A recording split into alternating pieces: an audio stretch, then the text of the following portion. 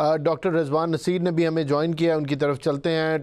Doctor साहब, हम देख रहे हैं कि मिडल ईस्ट के अंदर भी सिचुएशन बहुत ज़्यादा ख़राब है और अब दिखाई कुछ इस तरह दे रहा है जैसे जो जंग है वो आबना हुर्मुज़ के कंट्रोल के ऊपर हो रही है।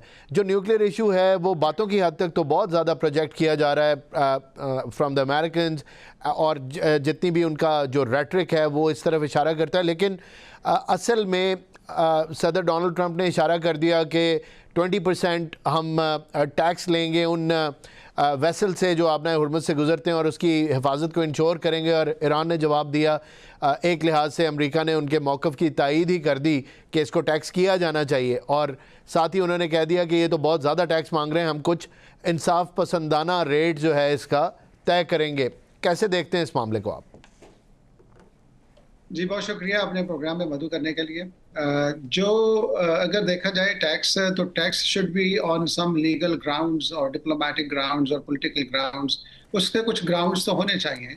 जी और रिगार्डिंग ईरान, तो इट मेक्स सेंस कि ईरान की जो टेरिटोरियल बाउंड्री है, अगर उसको देखा जाए तो इंटरनेशनल लॉ के मुताबिक मुबहिम है कि वो ठीक है, वाटरवेज हैं, ईरान उसे टैक्स नहीं कर सकता, लेकिन अंडर स्पेशल सर्कमस्टांसेस जो कि अभी चल रहे हैं उनके तहत तो ईरान कर सकता है ना।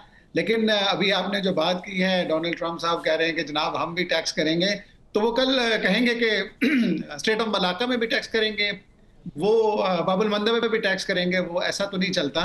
तो वो ये आपकी बात बिल्कुल ठीक है कि टू सम एक्सटेंट रेटरिक है। बाकी स्ट्रेट का control, absolutely I agree with you. Pakistan ने जो कोशिश की वो यही की थी कि जो ये वाटरवेज हैं ये खुले रहें। दुनिया की 20% एनर्जी अगर यहाँ से गुजर रही है, एनर्जी ही अकेली नहीं है, उसमें फर्टिलाइजर्स हैं, उसमें दीगर चीजें हैं। अगर आप देखें कि दुनिया की मईशत को 2.2 ट्रिलियन से ज्यादा का नुकसान अभी तक हो चुका है। अब अगर इसको मजीद प्रोलॉन्ग किया जाता है, जो कि जंग इस मूड में नजर आ रही है कि जंग एस्केलेशन की तरफ जा रही है, ईरान के दीगर शहर बंदर अब्बास, बुशर और दीगर अबदान वगैरह में भी अटैक्स किए गए हैं, तो मैं समझता हूं कि अब ईरान ने जो रिटेलिएशन की है उसमें भी आप देखें कि सुपर टैंकर्स को टारगेट किया गया, अमेरिका की मिलिट्री बेसिस को टारगेट किया गया।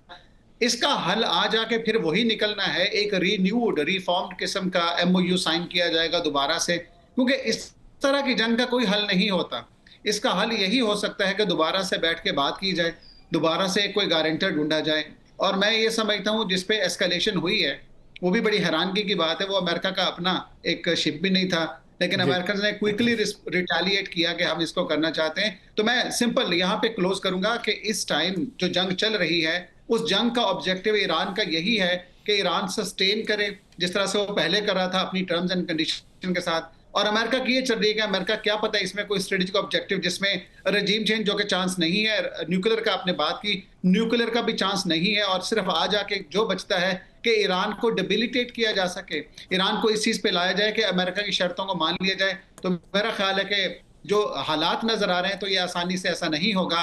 दोबारा से दोनों पार्टीज बैठेंगी और नजर आ जाएगा दोनों में से फिर पाकिस्तान, कतर, टर्किया या फिर एक थर्ड पार्टी दोबारा से पुश करेंगे और दोनों को दोबारा से टेबल पर बिठा देंगे।